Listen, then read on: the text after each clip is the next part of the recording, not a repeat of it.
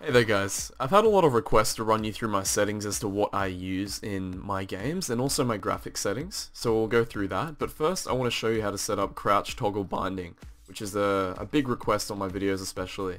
So crouch toggle binding is such an effective way to get a competitive edge over your opponents and allows you to crouch jump on command. See, I can just do it 100% of the time, guaranteed, every time here. So I'm just going to show a quick couple of examples where crouch jumping can be effective. First, you can use it to jump out of windows, like in this situation here, which you can use to escape your opponents. Or you can also use it in flanking situations, like in this clip here.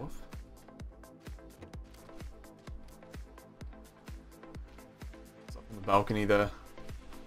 Oh, he's inside.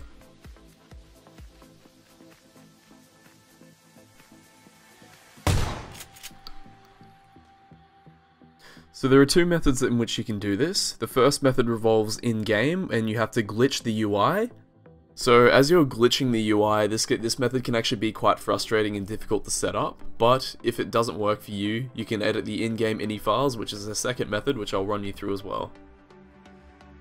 So we're going to jump straight into in-game first, because it's the easiest way, and my jump key is set to V, so I'm going to set my crouch jump to Control V. Again, this is a key of your choice, but I highly recommend using Control plus another key because it's so accessible.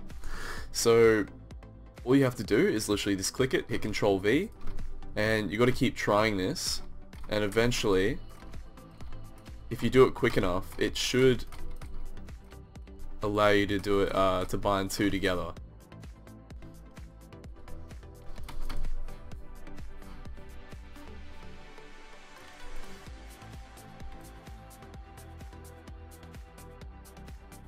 As you can see, it was a bit of a hassle to get that to work, but if you can essentially glitch it in that sense. If you just keep hitting Control V, or whatever you want your key to be, it will toggle it.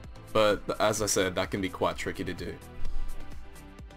Then alternatively, you have the second method, which involves editing the config files of the game, which is guaranteed to work. So if the first method failed for you, don't worry, this one will work for sure. Okay, first things first, before editing your config files, what you're going to want to do is set up a template to make editing the ini a whole lot easier, and you'll see what I mean in a second here. So, we're going to jump straight into settings, go to your controls and scroll down to jump and crouch once again. Now, what I recommend is creating your crouch jump key to whatever your jump key is plus control. So in my case it's Control V, but in your case it might be Control Spacebar. But I'm just going to stick to Control V for this example, but again, use Control Space if your jump key is space. And also for crouch, what you're going to want to do as well is as we're creating a template, set this to Control plus any key at all. So mine's is set to Control H for accessibility, but just set yours to Control H to follow along with this example and it should work just fine. Okay, and exit out of your game. Now what you have to do is access your config files. So to do that, we're going to go to our start menu, type %appdata%, hit enter. That'll take us to our roaming file. Now we want to get up here, we're at roaming, but we want to go to app data. So click app data, go to local, go to TSL game, saved, config, Windows no editor, and then your game user settings.ini should be there. Right click on that, hit open with, and go to notepad. Now hit Control F, find jump, and this will bring you down to your key bindings for in-game. This might look a bit overwhelming at first, but don't worry, I'll guide you through it. And because we set up a template, jump is actually already done for us. So you can see our jump key is set to V. Yours might be spacebar. Mine is V though, so don't worry if that's different. And our we'll get back to that. Our secondary jump key, our secondary key is set to V plus control. And that's just what it looks like in the ini files. But we also want to adjust crouch, which is what we do need to edit here. So do Control F. Search for crouch again, which is right next to jump, but just do Control F to make sure you find it properly. And our key is set for C for crouch, which is good, and here's what we set up the template to be. So Control H. Yours might be a different key depending on what you set it to, but if you're following on with this example, it should be H. And all you need to do to set up the crouch is change that to your V to V or spacebar or whatever your jump key is. You just want to match this, the jump, with this with crouch. So you can even do a Control C, Control V.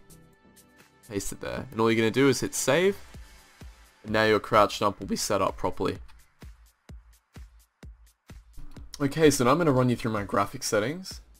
Now with my graphic settings, I like to give myself a bit of a competitive edge, but also make the game look a bit nice, because I don't like to play in a game that just looks like absolute trash. So my settings are actually quite nice.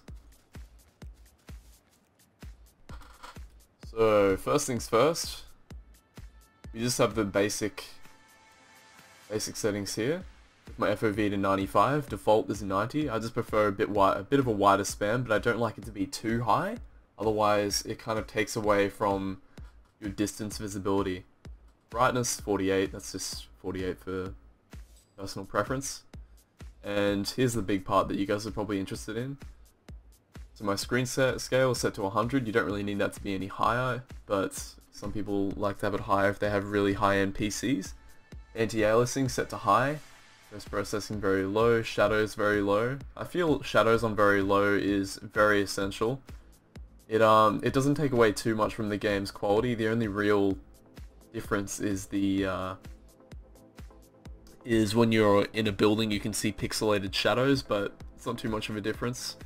And also grass it's a bit easy to see people on grass when this is on very low. Textures to high, effects to medium, because it's not very often you see grenade explosions, and sometimes, especially with smoke grenades, it can really mess with your FPS if that's high. So on medium is fine for me. Foliage very low, which I recommend for everyone, just because it has a bit of an impact on FPS. Plus, you don't really need it. The only real difference it makes is the rendering distance of trees in the distance. So you'll notice if you have that on Ultra, you'll see trees very far away, but anything to give you a competitive edge is great. So if you're getting a really long range snipe and there's trees in the way, you won't actually see those trees with this on very low, so that works out well. View distance also on medium to maximize our FPS, and I feel these settings here give me a competitive edge while not making it too ugly to look at. In terms of sensitivity, my in-game sensitivity actually hasn't been tempered with that much, and it might become as a bit of a surprise to you guys considering, well, I'm rank 1, but you'll see a lot of people playing on lower sensitivities, pro players especially. But my DPI for my mouse is actually quite low, so I didn't need to temper with this too much, and I feel it works for me just fine. So my settings are almost entirely set to default except for general sensitivity, which I just tapered a little bit to my needs. I increased it to 54 a little bit. And I feel this just works for me. I'm able to aim accurately while still being concise with my shots, and tracking works really well. Because of the low DPI of my mouse, I'm able to pivot my elbow with the mouse movements really well. Last but not least, I have some of you might be interested in my Reshade settings. If you didn't know, I'm using Reshade, which gives my game a more vibrant look. It increases the saturation and also increases the sharpness of the game, which actually does give you a competitive edge. So here's my settings here. The big ones that you want to be concerned about with Reshade are the sharpen strength. I've set mine to 0.5. I feel like if it's up at 1, it just looks too sharp and it takes away from the appeal of the game, visual aesthetic of it. And also my saturation is set to 1.005. I think I'll probably just have it on 1, but that was a bit of a... It's kind of hard to set it really accurately unless you enter text values. But yeah guys, those are the settings I used. I figure I'll just clear that up as some of you guys were really requesting in the comments that I made a video on this. And I've had quite a few comments, but yeah, I hope that helps, and I'll see you in the next video.